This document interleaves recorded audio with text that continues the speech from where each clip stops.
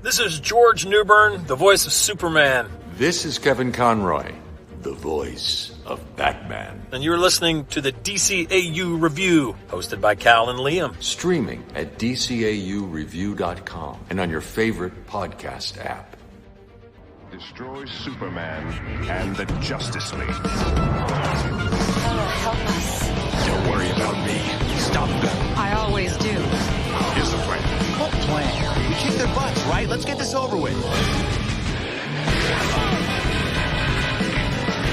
I'm going to destroy this. Too much curiosity can be dangerous. Maybe I like danger. Gotta stop them before it's too late. Stay down. Give me strength. Let's move.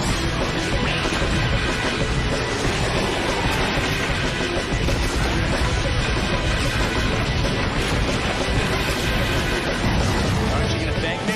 Down. They run like cowards. What are you waiting for? Let me get us out of here. It's either that or prison again. Justice League. Hey everybody, welcome to episode 189 of the DCAU Review. I am Liam. With me, as he always is Cal.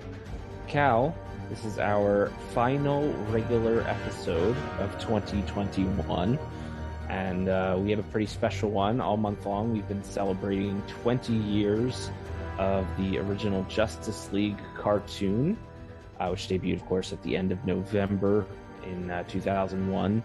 And along with a couple of regular episode reviews over the last few weeks, we decided to bring back a concept that you really spearheaded for our show earlier this year. And we thought we'd take another crack at it with a different character. It is another one of our character spotlight episodes.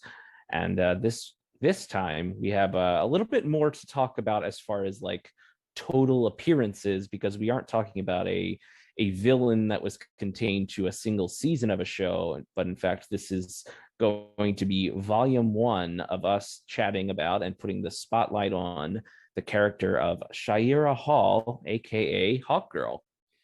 That's right, as chosen by the fans of and the listeners here of the DCAU Review. She narrowly beat out, I believe, Jon Stewart came in second. So that we gave the people what they wanted. We are a democracy here, and we decided, hey, we're going to give the people exactly what they want to finish out. It's a little Christmas present, You ask Santa for something, he provides you with said gift. So the fans asked for a lovely episode spotlighting Hawkgirl, and wouldn't you know it, we are here to deliver it to them. So very excited to shine this on the spotlight on her today. As you mentioned last week, and then briefly, she has a lot of content. So our first spotlight episode was on the villainous Blight, who of course was a season 1 only Batman Beyond villain. So far less content to cover and things to talk about than we have today, because Shayera Hall is one of the 7 original Justice League members, obviously featured in the very first episode of the Justice League all the way up through season 2. And then of course making her return later on after the Star-Crossed event. So we won't even be talking. We have so much content to talk about today with Hawkgirl from season 1 that we're not going to draw this out and make this like a 2.5-hour podcast. We're gonna name this volume 1 of the spotlight on Hawkgirl, and we will revisit her sometime in the not too distant future, probably for a second spotlight episode should that opportunity arise. So I'm very excited to talk to you about her today, because she's one of those characters, and it's interesting because I think you and I remember when we first saw Secret Origins. Obviously her first appearance in the DCAU comes from Secret Origins. We weren't too familiar with her. In fact, we were kind of like scratching our heads. You look at the roster, you have Batman, you have Superman, you have Wonder Woman, of course, you got the Trinity, you have a lot of A-listers. Yeah, you have a Green Lantern. So it wasn't the Green Lantern that we were introduced to prior in Superman the Animated Series, but Green Lantern is pretty universally known. And we being fans of the Green Lantern Corps itself growing up, we were familiar with Jon Stewart Stewart as a character, so that wasn't too alien to us. Then you have Martian Manhunter, again, a concept, a character that we were somewhat familiar with just from reading comics and seeing comic covers. But then you have the Flash, of course, who also had appeared in the DCAU prior. So again, all these A-listers, and then rounding out your order, you have Hawkgirl, not Hawkman, who is traditionally maybe more of a member of the Justice League, but here you have Hawkgirl, and it's interesting. So going back, she actually debuted at the same time as Hawkman, way back in issue number 34 of The Brave and the Bold, which is interesting. We just talked about that comic and how that was a comic that was used to introduce a lot of the characters that are now the deep roster of the DC heroes.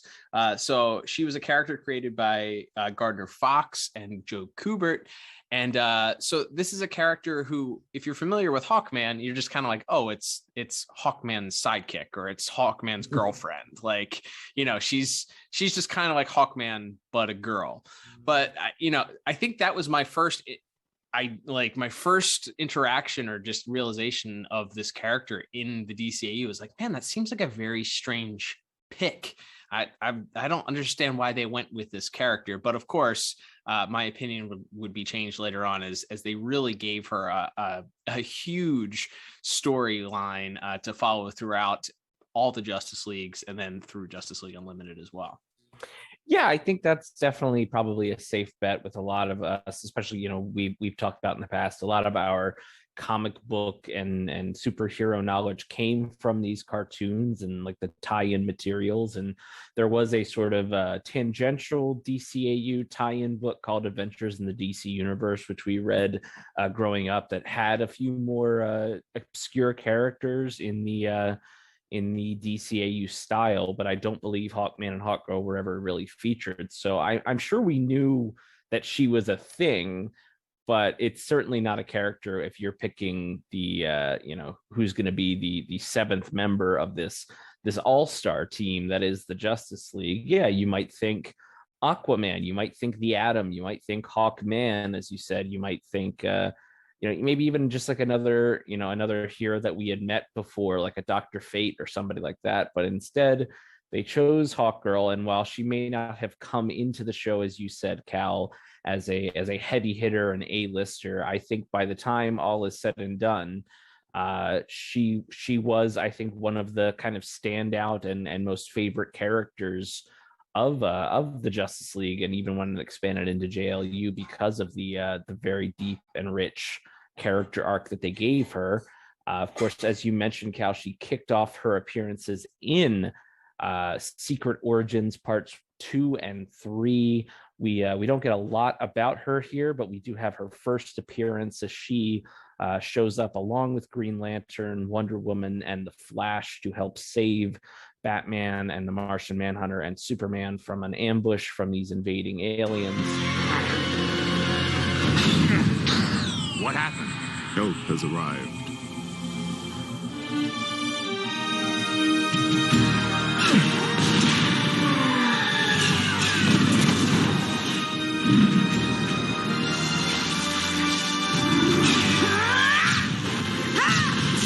Hawkgirl, what's she doing here?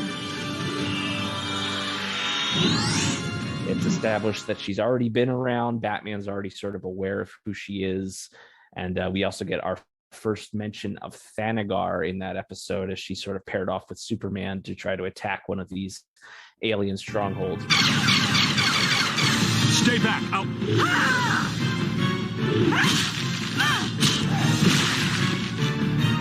Whoa. What? There's a time for words and a time for action.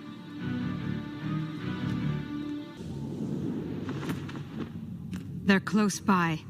I can almost smell them. Are you always so eager to fight? My home, Thanagar, is a warlike world. There, one must strike first, or die. But not a lot of character for her in the first episode, but they obviously very quickly establish her motif. You get the visuals of Hawkgirl immediately as she sort of swoops in. We see this giant shadow with wings sort of casting a giant shadow over Green Lantern as she flies in to attack one of the ships in Secret Origins Part 2. And even though we don't get much from her character in these first episodes, they very much quickly established that she is a true warrior through and through. Yes, and that, of course, would be probably her defining trait for her time throughout Justice League, at least for the first 2 seasons all the way up to the final episode, because there would be a different trait, as we are not covering today, but at least for season 1, and I think for most of season 2, her character trait, of course, would be that she was less talking, more punching.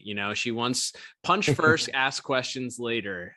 Very headstrong, very war minded, I would say, like attack minded, and that would be kind of what she was defined as, and would be certainly an aid to her throughout her story arc.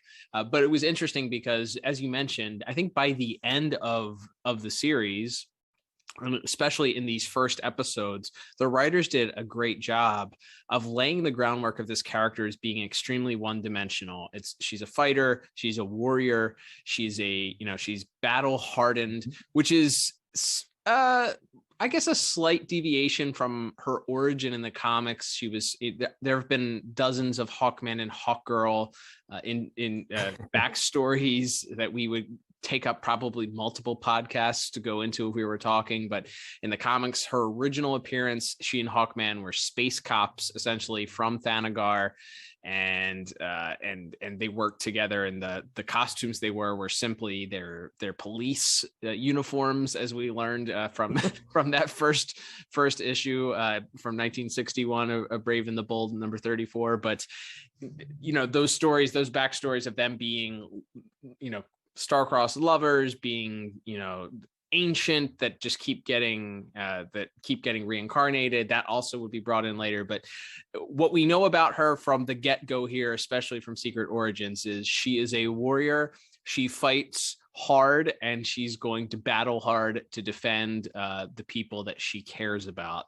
And that would take on further dimension as we go on through season 1, and we start getting this pairing and sort of the initial threads of the Hawk Lantern storyline, which I guess technically you could say started in the episode In Blackest Night, where, of course, Jon Stewart is put on trial for the apparent destruction of this planet.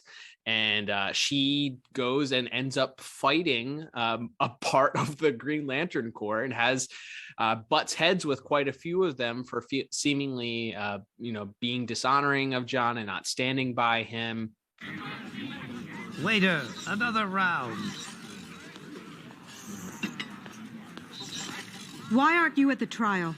We couldn't stand it anymore. Jon Stewart's made us all look bad. So much for the vaunted loyalty of the Lantern Corps. Don't get so high and mighty, lady. If you're smart, you'll stay away from him, too. Otherwise, you'll wind up reeking of his stench yourself. Cowards!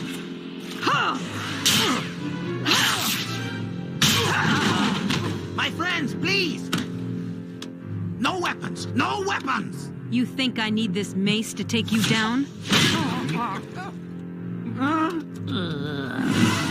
And then ends up saving Superman and Jon, both from Kanjar Row, another classic Justice League villain there. So we get on very, very early on. They didn't take too long to establish that there was going to be some paths crossing with Jon Stewart here, but of course we wouldn't get all that fleshed out until well into season 1. But it was the breadcrumbs are there. The trail is starting there, and that episode is a fun one because, again, you get to see Hawkgirl fight members of the Green Lantern Corps and really hold her own.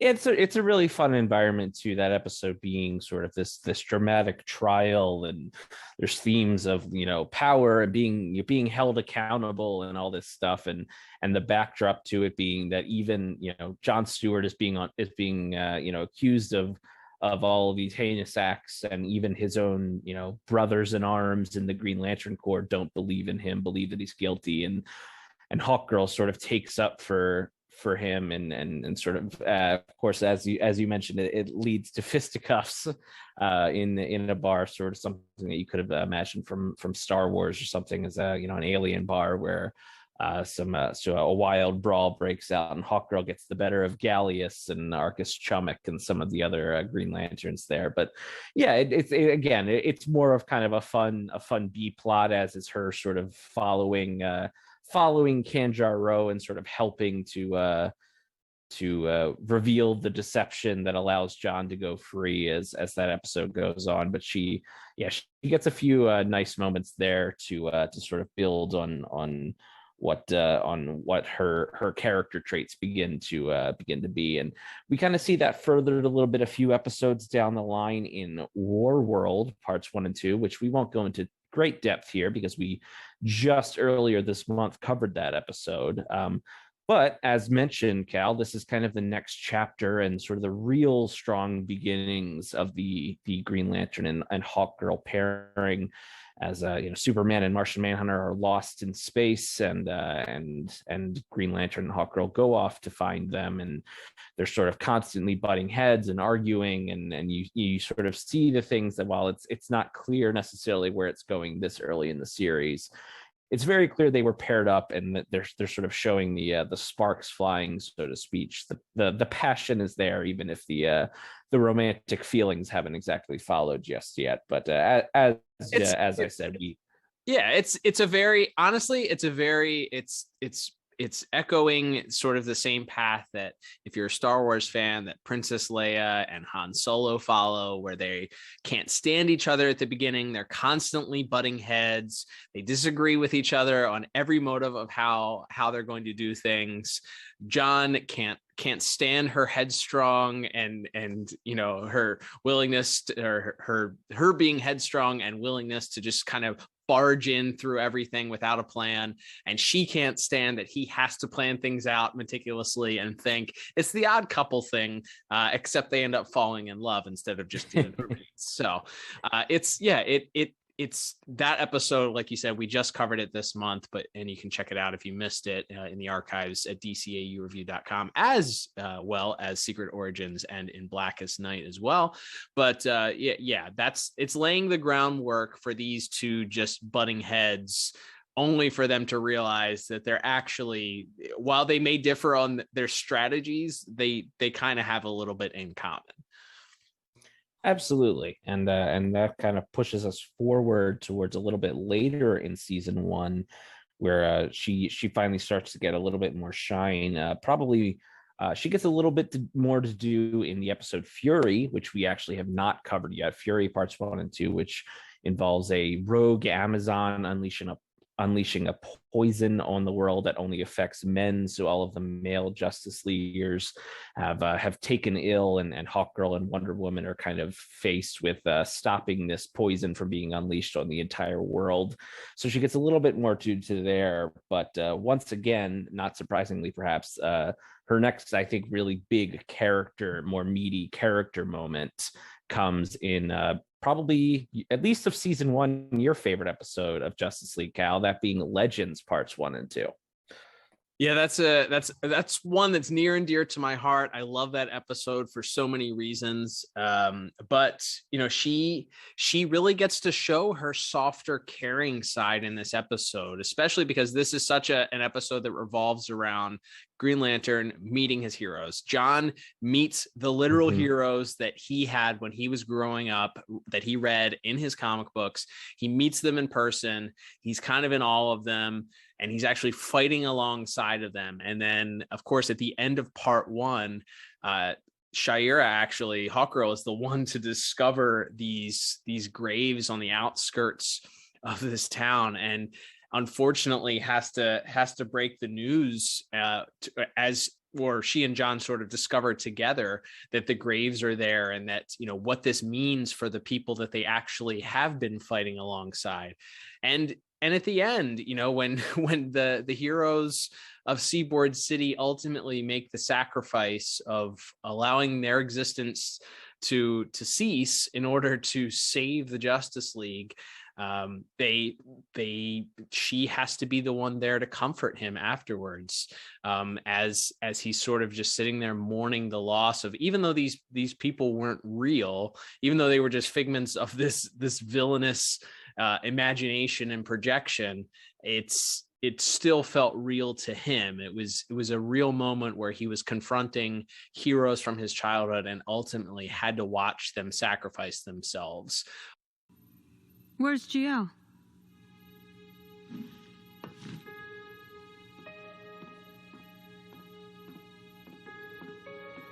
Are you okay? It's stupid, really. Why should I feel like this? I mean, they weren't even real. They gave their lives for us. That's real enough for me. It's a roller coaster of a ride. He does a lot of investigating with Sha'ira in that episode. They go to the library and kind of discover what ultimately happened to Seaboard City. That whole episode is beautifully written and just, is one of my favorites. I'm pretty sure I gave that one a perfect score. You can check that out in the archives at DCAUreview.com as well. But that's where we really get the first kind of example of Sha'ira showing her softer side and showing that she's no longer just a teammate of Jon Stewart's. She cares about him. She sees his vulnerability, his vulnerable side, and she lets her guard down a little bit in order to show care for him and to really console him through this loss.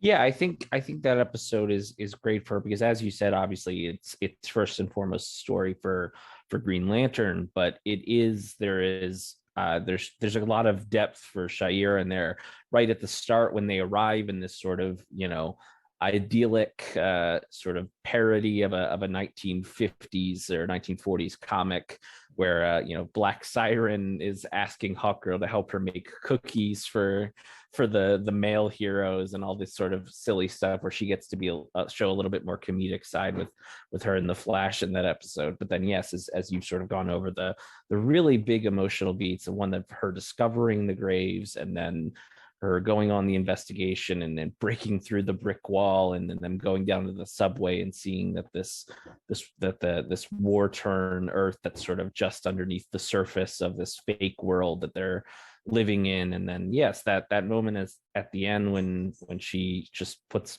her arm around him and tells him that they gave their lives for us and that's real enough for me, and they just sort of sit there. It's a really wonderful moment of her just validating his emotional his emotional baggage that he's now faced with and sort of and letting him know that he's not alone in that moment. I think it's just a wonderful moment for her as a character. Yeah, it adds an additional dimension to the character. Suddenly she's not just the headstrong warrior that goes into every battle and has to fight first and it has to be held back by the other Leaguers. No, now she's the one that actually gets to show emotion, and she gets to she gets to actually be the one to console him and certainly talk about his feelings and be there for him and show care and love. So it's another dimension to the character, and we'll talk about it once we get through these appearances. But the performances by Maria Canals continues just to get better. It starts out, and some of these moments are the ones where she really ends up shining. And I think that scene in particular at the end where she's consoling John is a standout for her for sure. Absolutely. And moving on there, her next kind of big moment, or not a huge moment, but she does have a little bit of a moment, as we talked about just last week in Metamorphosis parts 1 and 2. Really, in part 1, she once again paired off with Jon Stewart, as we're beginning to set the theme here as we get into that later part of season 1. As yes, she is sort of once again there for John as he's sort of wondering about the road less traveled. Obviously, we just covered that last week, so we don't need to go into it quite too in depth here. But once again, sort of her being there for John, and that really sets the stage for the season 1 finale, the 3-part epic, that being the Savage Time. And not only does she have some big emotional beats involving John and him sort of being left behind. His ring runs out of power, so he's forced to kind of go it alone behind enemy lines, as it were. But she's also faced not just with that, she's also has sort of a really dramatic confrontation with the Flash over her decision to sort of rescue the non-superpowered soldiers that were in danger rather than go back for John. And it's a really interesting moment where she sort of maybe gives Flash a little bit of an education about war.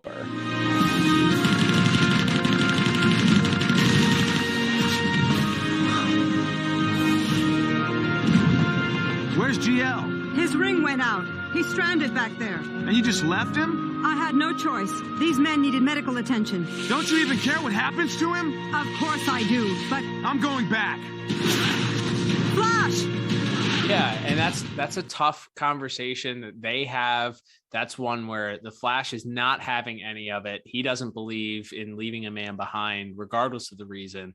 And ironically, the conversation is between John Stewart, a former soldier, a former Marine that understands what their goal is, what ultimately they're looking to accomplish here, and that's saving the innocent lives. So he understands, just like he witnessed back in Legends, seeing his heroes sacrifice for the good, the better good, the good of the many. He's willing to sacrifice himself, to save additional lives. And, my mind sort of like freaks out trying to think about how somebody from present day saving somebody from the past could affect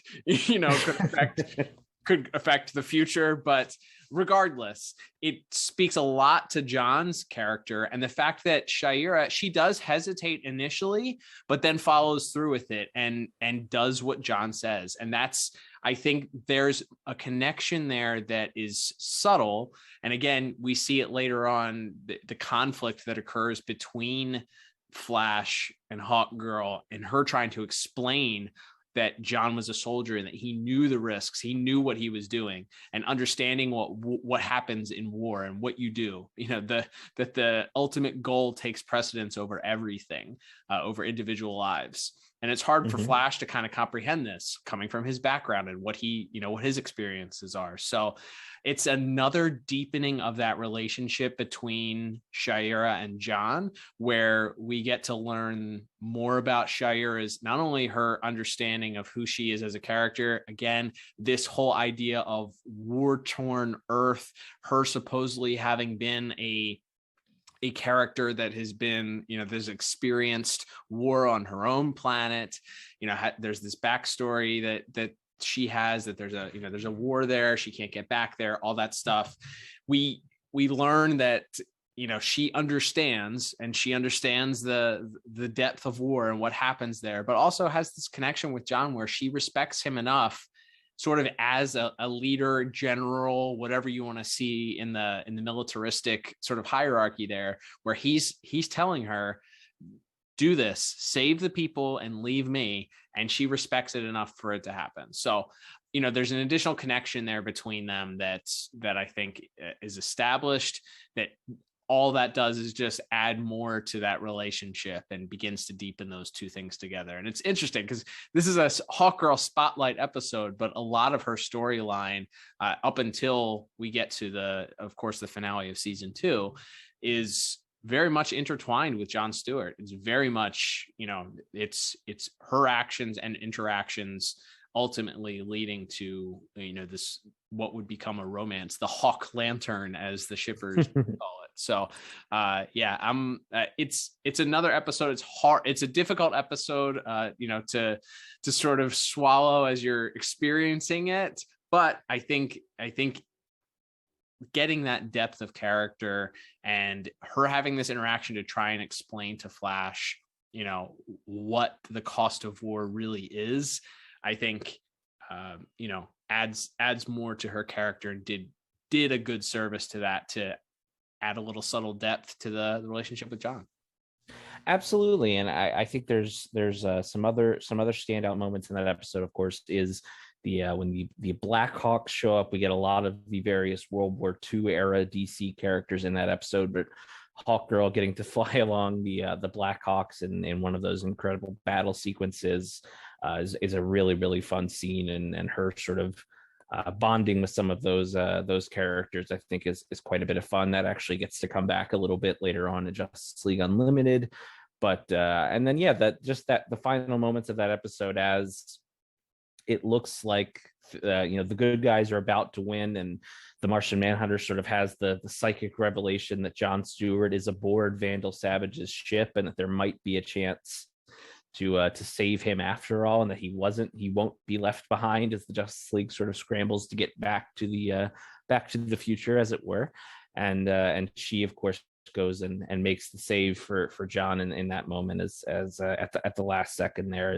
It's great, and it does really show. And it's funny because I think before we had done this show, I think if you had asked me, I would have said they didn't really start hammering the Hawkgirl and Green Lantern stuff until way later in the show, probably into season 2. But it's very, very clear here that, almost going back to the fourth and fifth episodes of the series, as we talked about in Blackest Night, that this was clearly something they had an idea that they wanted to pay off down the road with their relationship. And yeah, I think that shows that from where we start in Secret Origins, all the way through to Savage Time, we begin to see that she isn't just the warrior, she isn't just the swing the mace first, ask questions later character, that she sort of, and her relationship with John Stewart was kind of a way to explore that. Before we get to some of her other appearances in things like merchandise and comic books, I will just mention there were obviously other episodes that she appeared in. However, she didn't really have a spotlight in those episodes, so she was sort of one of the team involved in the battles, but with not as much to do. She, of course, also appeared in addition to all the episodes we talked about. She was, of course, in Justice for All Parts 1 and 2. She is in Brave and the Bold Part 2. And and I think we briefly touched on it, but of course, Fury Parts 1 and 2, which we have not yet reviewed on our show, but we certainly will get to down the line, probably in another characters themed month. Spoiler alert. But yeah, I think it's interesting looking at season 1, and obviously before we move on to those extracurriculars. You already mentioned her a little bit, but we have to, of course, talk about the woman lending her incredible voice talents to Shayera, and that, of course, being Maria Canales, or as she's now known, Maria Canales Barrera, and who folks would know as the commentator or the interviewer on Static Shock and nothing else. Just kidding, of course. She's the mom on Wizards of Waverly Place, and done a lot of other TV and film work, but yes, we of course know her best as Shayera. And again, I think her performances, like the Hawkgirl character, I think she's, maybe you can say that, okay, maybe she starts out, she's a little woman. I will say she had the battle cry. Oh, for sure. Yep, she had that down from day one, no doubt about that. Absolutely. But I think, and that's probably also part of just what the material she was being given as an actor was. But if you compare her to maybe the first couple of episodes when she's more in that, in that mode of just being the hot-headed warrior who's swinging the big weapon around, to the end of that first season where she's having this confrontation with the Flash, or where she's sort of showing this affection and this this care for Green Lantern, I think you really begin to see her talents as an actor as the season goes on, just as we begin to learn more about Hawkgirl through the narrative. Yeah, absolutely. I can remember, especially early on in some of those early episodes, that we were a little bit critical of her performance. Not that it was bad. I don't think it brought anything down, but we definitely, I think, had a higher expectation, or, we knew that there was better work ahead for her. And I remember those statements being specifically made, I think, in some of those earlier episodes, maybe even in Blackest Night. So knowing that it does continually, like, she really steps into the shoes of the character as she goes on. She gets more comfortable, and some of that also might be that they added the dimension to the character. It wasn't just headstrong warrior character. When you start adding the dimension, and she begins building sort of that chemistry with Phil Lamar's John Stewart, and she just gets into the voice acting a little bit more and understanding who the character is, and you start adding heart to this character. That allows you to kind of be a little less robotic or a little less emotionless. So I think that some of those stories further down the line, especially season 2, and then of course ultimately when she makes her return in Justice League Unlimited, those are when she really gets to shine. So when we get to cover those things in the next Hawkgirl Spotlight episode, then we'll probably talk more about the stronger performances there. But Liam, I guess looking at the moments here from just season 1 here, if you had to pick one as your favorite, one episode featuring her, or maybe because of a single moment in one of those episodes, what would be your highlight from season 1? Yeah, I think I almost have two answers to this, because I do, I really, really adore the Savage Time. I think it's such a tremendous epic, and everybody has, I think, kind of a one or two very cool character moments. There's stuff for a lot of our leaguers to do in that episode. It's not one of those episodes where it feels like you could have given this dialogue to any of them. They're all just kind of taking turns saying exposition. Like, there's a lot of very specific stuff going on that a lot of those characters get to explore, and so I think I would say the Savage Time, because you have that arc, like I said, of Hawkgirl leaving him behind, of her sort of being guilted and being sort of accused of leaving the man behind by the Flash, and her sort of having to take him by the arm and show him this camp full of injured and desperate soldiers who they sort of had to look out for. And then that final moment, like I said, as she makes the save for John in the 11th hour, and then they kind of have some cute quippy dialogue, and as she saves him right at the end there.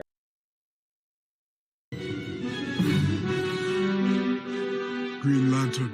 I'm sorry, we didn't have time to tell you. We lost. No, he's here, on board that plane. What?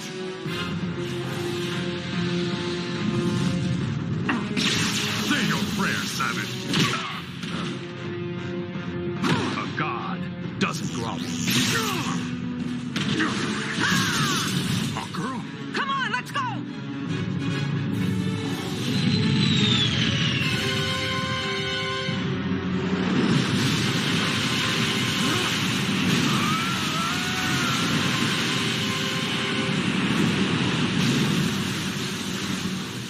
What took you? I had to fix my hair.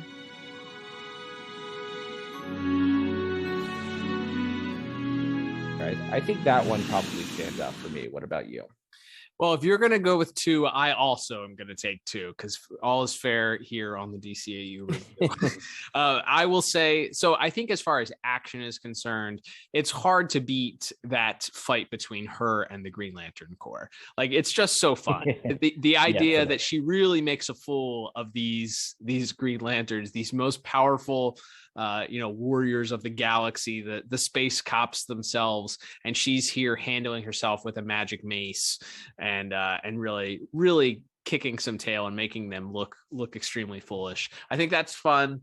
But I think as far as for an emotional beat, I think that the consolation at the end of Legends, like I said, that episode, I love that episode. That episode's near and dear to my heart. And I think just having that last little moment at the end, with John sort of being so melancholy and so upset, and her sort of comforting him and allowing him to grieve the loss, even though it was, he's kind of beating himself up about it. Like, they weren't real people. Why am I so sad? And her, recognizing, hey, this was an experience you had this, it's okay to grieve, and I'm going to stand here with you while you do. So just she validates his feelings in that moment. Like, she lets him know that it's okay to be, to be vulnerable and to be accept that he doesn't have to be the stoic soldier in that moment. Absolutely. Which, again, doing that for her gives further dimension to the GL character. So that symbiotic sort of relationship between these two characters throughout the series, really, they did a great job of feeding off each other and giving each character the writing from the writers of this whole series, continuing to flesh out those characters throughout and give them moments like this was a great opportunity. So those are my two favorite. I love that. Yeah, and from there, Cal, we will look into some of the other appearances she made in DCAU media. Not, of course, we won't go too super in depth on the comic books here. We might save that for volume 2, but of course, she did appear in just about every issue of the Justice League Adventures tie-in book, which ran for 34 issues. There are some standout issues with her on the cover, like issue 22 and issue 27. So there are certain things that I think we might come back to later on. And certainly when we look at the tie-in stuff for JLU, there will be more to talk to about her there. But Hawkgirl, actually, this version of Hawkgirl with the full beaked or the winged mask and the actual sort of superhero costume was able to produce a fair amount of merchandise. We did have a Happy Meal toy from, I believe it was Burger King. Am I remembering that right? I think so, and there may have been a Subway one as well. I'm almost certain there was a Subway one as well. I believe you're right there. So another one of those characters. The Justice League Burger King toys were pretty great, and they all came with a little mini comic as well. So it was really a struggle to kind of collect them all. Plus there was a Javelin toy. So there was 8 toys you had to get. So it was, I seem to remember the Hawkgirl, and this might've been the Subway one, but it was like almost like a full-size action figure, but like on a stick, and it had a little button to press that you could like flap the wings on. I don't remember if that's the Burger King one or if that's the other one, but I think that is. I'm fairly certain that is the Burger King one. There was like, and the one from Subway is a little like 3 3/4 inch tall. It had the mace molded into her hand, and her arms did move up and down. It actually paired nicely. I believe there was at least a Green Lantern figure from that series as well. So you could pair the Hawk Lantern romance in your 3 3/4 series. But yeah, so that Hawkgirl was interesting too, because there ultimately ended up being a lot of Hawkgirl merchandise, but at least in the initial run for the Justice League action figures. So the original 7, the Mattel figures that came out, and this is me transitioning into talking about the Mattel figures, but the initial release of the Hawkgirl figure was not with the original 6. They did a release of these Justice League figures. They all came with stands and these lenticular cards that you stood behind them. They all had logos on the bases, and it spelled out Justice League. However, noticeably absent when they revealed these at Toy Fair was Hawkgirl, and the bases themselves spelled out Justice League without Hawkgirl. So there was a long time where there was sort of up in the air. Are they going to release her? Why didn't they release her with the original set? And this was at a time, from my recollection and hearing thoughts on this was a time where toy executives believed that girl action figures would not sell. Therefore, they could not have a Wonder Woman action figure and a Hawkgirl figure on the pegs at Walmart and Target, because they might become peg warmers, because little boys wouldn't want to play with girl action figures. So, which is interesting, because clearly little boys would also not want stands to put their figures on and necessarily find that a functional feature of your action figure, but you included them in all of these toys. So don't quite understand that method. But regardless, they eventually did release Hawkgirl, and she did come with her own lenticular card and stand. It was simply just it didn't have any letters onto it, but it did connect with the other 6. So she was delayed, but because she was delayed and separate from the other figures, and at the next couple of series were mostly repaints in these exotic costumes like most action figure sets tended to be. But because she was an original character and there was a lot of demand for her to complete your Justice League, she was extremely hard to find, ironically, because she would not stay on the pegs. So that strategy from those toy execs, which thankfully I'm pretty sure has gone away in 2021. But regardless, that strategy backfired at the time. Yeah, that is really fascinating. I had completely forgotten. I remember that they had the stand and the cards, but I had completely forgotten that it was that the Justice League was already spelt out with the first 6 figures, and that Hawkgirl's didn't actually have any words on it with her 7th figure. Because I do remember having those stands, and of course we were I was still at the age where I was playing with these toys when we got them. I didn't really care about displaying them, so I do remember thinking it was kind of strange that they had the 6 of them. And I my also memories of that set, and this is a whole different like bonus episode we'll do sometime next year maybe, but like I just always remember there not being a ton of villains in that original Justice League line. So you had a lot of heroes and repaints of Superman and Batman, but yeah, Hawkgirl was few and far between in that original set. She did also have I believe one repaint herself, the deluxe Silver Storm Hawkgirl figure. I would say though, maybe is she the first figure in that Justice League line to come with an accessory though? Because she comes with her mace. I believe so. Yeah, that would be something that would come along later on. But even Wonder Woman in that first original series from Mattel did not have her lasso. Green Lantern didn't have a lantern. Batman, no batarangs. They were just the action figures and the stand. And to me, nowadays, if an exec, I think, looked at an action figure and you're looking at value with your toys, especially appealing to collectors and children, I think accessories are something that you look at, and maybe you would do away with the display stand that didn't really function very well anyway, because the figures all had bad rubber legs that would fall over, and the joints by their ankles didn't necessarily stand very well. So nobody else had an accessory with the exception of her. Yeah, she was the first one, and then of course down the line there would be additional accessories and various functions that other figures would start to come with. But yeah, she was the first one to come with her own individual accessory, that being the mace. So that was first established in the line by Hawkgirl herself.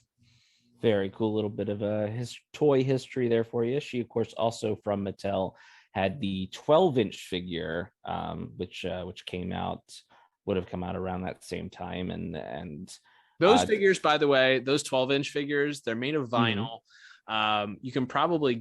You can get most of them for relatively cheap nowadays, probably less than $20 a piece for most of them. Hawkgirl, again, ironically, because I think she came out later, was one of the ones that was more sought after. So she tends to be one of the more expensive ones nowadays, probably looking between $30 and $50 last time I looked.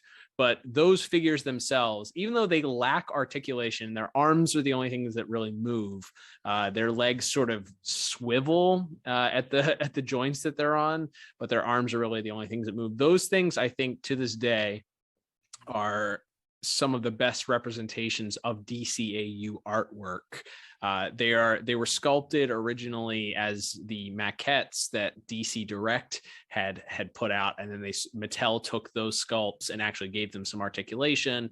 That's why they look so true to the actual artwork, is that you had real artists that made these as statues originally, and then they adapted the statues into larger figures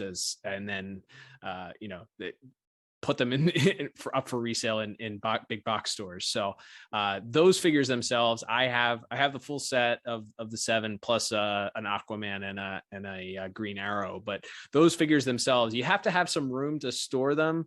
But I think when you put them all on display together, it's just chef's kiss. Like, great representation of the Justice League and Bruce Timm style of artwork were those figures.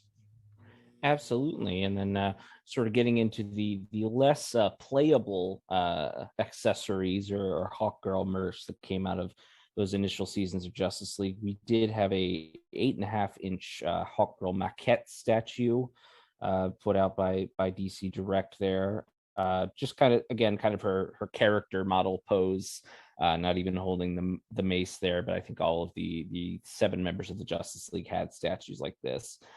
There's also I believe what they call a wall plaque. It's just her torso that also that I guess you would hang on your wall theoretically. And a couple of, I believe Diamond Select had a couple of busts, and as well as I think a full figured statue that came a little bit later on. But probably the main event would be the DC Universe store exclusive. See, DC Universe used to have more than just comic books on it. Not that I'm saying that it as it exists now is bad. It's a wonderful service. It's the best. It truly is. it's a great resource for us, especially when we're doing things like this. But at its launch, I think DC sort of envisioned it being a little bit of a bigger money maker for them. Not only did they have a lot of shows and movies loaded on there for you to watch, but they also had an exclusive store that was going to have exclusive merchandise that you could buy. And wouldn't you know it, included in that exclusive store was a Justice League set that involved, I believe, the original 7 members and Aquaman, funny enough. Seems like he always ended up being the extra guy in these various sets we're talking about. But we did in fact get another Hawkgirl as represented in the original Justice League series figure with that DC Direct / DC Collectibles release. Yeah, that whole line, unfortunately, the Batman and Superman sculpts, I think, stand out as really great. And again, we'll talk about, maybe have the opportunity to talk about that at another time. We also briefly touched on it on the DC Direct retrospective that we covered about a year ago, which you can hear in the archives, bonus episodes at DCAUreview.com or on your favorite podcast app. But that whole set, unfortunately, was a victim, I'm pretty sure, of some cost cutting. I don't have any solid evidence that supports that, but that they were in the vein of the DC Comics line, the Batman the Animated Series and the New Batman Adventures line that had spawned a Superman the Animated Series set and a Batman Beyond set. So people were very excited to get these figures in 3-dimensional form to kind of go alongside their other DCAU figures. And unfortunately, they were riddled with issues. Not only were budget cuts probably an issue, they didn't come with stands. They didn't come with any accessories. So Hawkgirl does not have a mace. And that was kind of the standout for a lot of those DCAU figures, were the accessories that they came with. They were very show accurate, episode specific accessories that kind of added that extra value, and it sort of softened the blow of paying $30 or $25 for an action figure. It's like, okay, I get it. It's a limited run. It's not a big box store.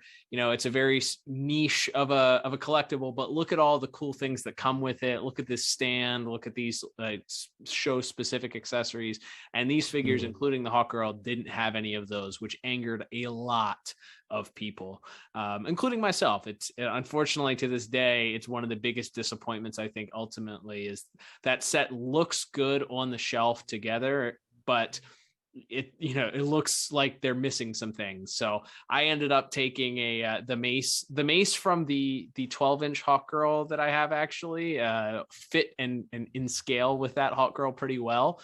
So she's holding that on my shelf because she just looks a little naked without that there. But Yeah, that was that. And I think simultaneously or right around there, Eagle Moss Hero Collective also did a line of mini statues that they did a whole series of Batman the Animated Series. And then they also did the whole Justice League run as well. So there was, I believe there was a Hawkgirl from that. That one also that one does have a mace, but correct. But the DC collectibles final run of those figures, and those actually ended up being in some of the online retailers. They were on Amazon for a little while. I think you can probably get a couple of them still on Amazon, and I think at some of the other online retailers collector spots ended up getting some of them as well. But yeah, it was a big disappointment because people were hoping for more and they just literally paid, $25-30 and got an action figure in a box. And that was about it. But honestly, though, if you're going to a convention, maybe, and Maria Canales Barrera is there, that might be one that you want to take to get signed, because there's a nice window box that you can kind of get a nice yellow signature on, maybe, or something. So if you're looking to display it in the box with a signature, maybe that might be the go-to for a signature. But otherwise, unless you're a completist, it was kind of a swing and a miss. And she has very tiny ankles because it's a Bruce Timm style drawn figure, and therefore makes it very difficult for her to stand. And her wings were incredibly difficult to get on because it's made of a very rock hard plastic. So that also, if you're doing that, if you pick this up, get a hair dryer and heat up the pegs a little bit first, just to soften the plastic a little bit so you don't break them, because that's the other thing. They are notoriously very, very fragile as well. Absolutely. Yeah. Just another pro tip: make sure it's paint pen. You want a paint pen if you're getting something signed. By the way, that doesn't have anything to do with Hawkgirl. But Sharpie it might look okay in the moment, but it'll fade a little quicker. You get a nice paint pen, shake it up first, and then have the person sign it. You won't regret it. That's a little signing pro tip for everybody. Again, not to do specifically with Hawkgirl, but if you happen to be getting something signed by Maria Canales or anyone else, that's a good pro tip for you. But yeah, Cal, that will begin to wrap us up for this Hawkgirl Spotlight Volume 1. I think she, like we said, I think there's obviously her biggest moments will come in future installments of this Spotlight series, as she has a lot going on in the second season of Justice League, and then into some of the final episodes of Justice League Unlimited later on. So there will be plenty more to talk about Miss Shira Hall in the future. But I had a great time strolling down memory lane through quite a few episodes that we've covered, some very recently and some not so recently. So it's been great fun here.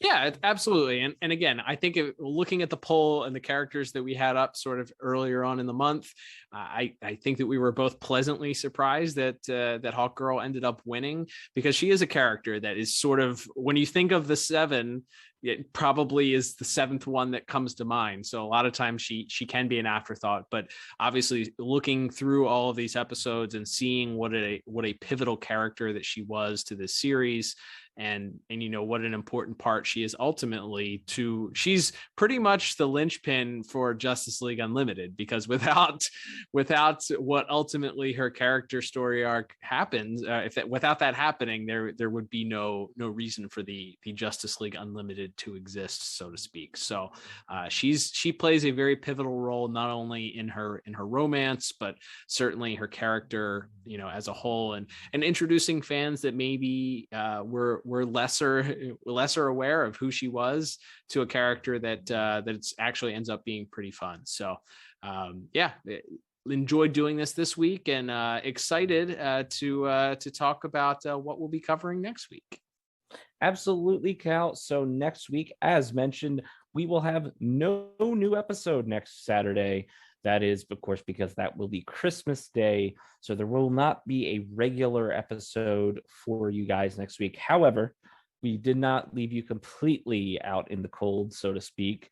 First and foremost, speaking of cold, you may or may not have already seen earlier this week, we dropped our latest bonus episode where we covered not only the season finale of Batman The Adventures Continue, Season 2, Issue 7, but of course, we also covered the Robin Mr. Freeze Christmas story in the DC Holiday One-Shot. So make sure you check out that bonus episode.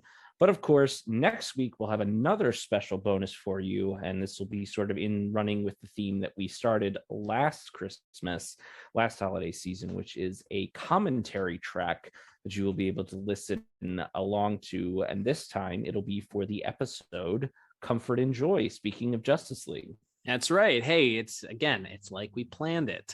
Yeah, this is another classic one, another 22-minute episode that has the distinction of being the only one-part episode in the entire Justice League run.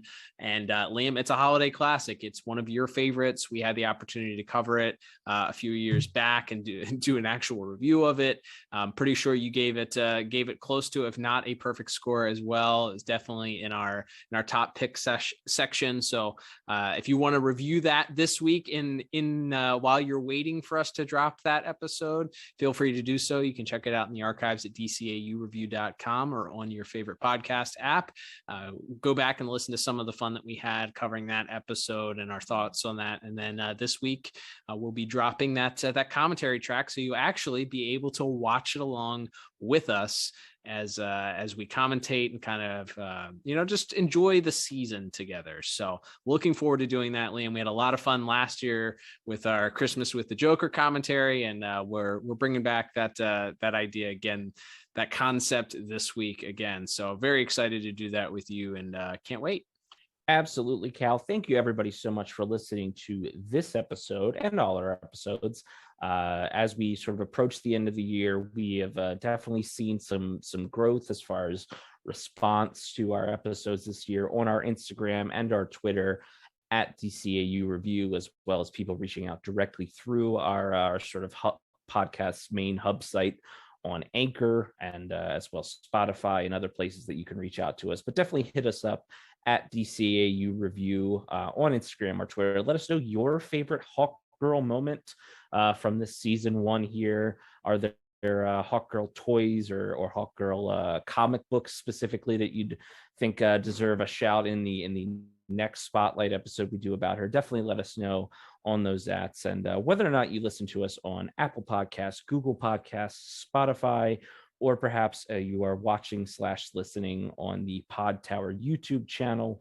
We appreciate you. If you have the time and can do so, please do leave us a 5-star review or click like, or whatever the app you're listening on lets you do to say that you like the pod that you're listening to. We would appreciate if you took the time to do that. We know that's a little bit of a time sink for you, but it does help us out tremendously, and we love interacting with everybody here, and we're looking forward to a new year, and hopefully this one will be better than the last.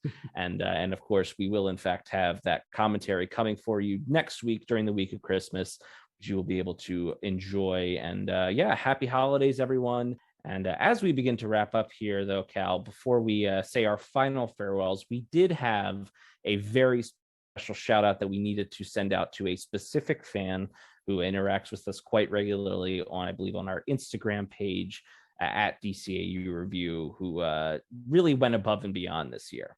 Yeah, absolutely. I wanted to give a shout out to Cameron. Wanted to thank him, a very loyal listener to us, and has been a supporter for quite a long time. As you said, very, very often interacts with us on our Instagram posts, and was very kind enough to send us both a gift this year. We got some really incredible Batman the Animated Series mugs with some original artwork on it, and just fantastic. It was very kind of him to send them out to us, and really, really just kind of made my day. I'm blown away by it. So the fact that if I told him and to all of our listeners not to get super serious here, but if we can provide any sort of distraction or any sort of joy in your life from the real world that sometimes is very, very difficult and very, very, very, very painful. If we can give you a little bit of distraction from that, something healthy that you can sit back and enjoy some nostalgia with us, or if we can make you laugh or make you smile with a tweet or an Instagram post or a caption or something like that, I would say that the temptation in podcasting is to measure your success on how many people listen to it or how many people respond or how many people interact with your posts. But honestly, if we made you laugh or smile or, made your life even the slightest bit easier this year, then I think we count that as a success, Liam. Absolutely, just completely blown away by Cameron in specific here, and like I said, just the interactions we have. People have very deeply personal memories of these shows that we review, and I love hearing them and reading about them, and the fact that fellow DCAU fans are willing to share those personal memories with us. We don't take that lightly, and we appreciate you sharing part of your lives with us and for letting us be a part of your lives. And it's definitely something that we really appreciate. And we look forward to hopefully continuing to bring you guys stuff that you can enjoy and stuff that you can listen to and maybe forget about the real world for a half hour to 45 minutes every week. So they're a little bit longer, if we're being honest. But once again, thank you everybody for listening. And until next time, I'm Liam. And I'm Cal. And we'll be back soon in the new year with more episodes of the DCAU Review. Merry Christmas, Happy Holidays, Happy New Year.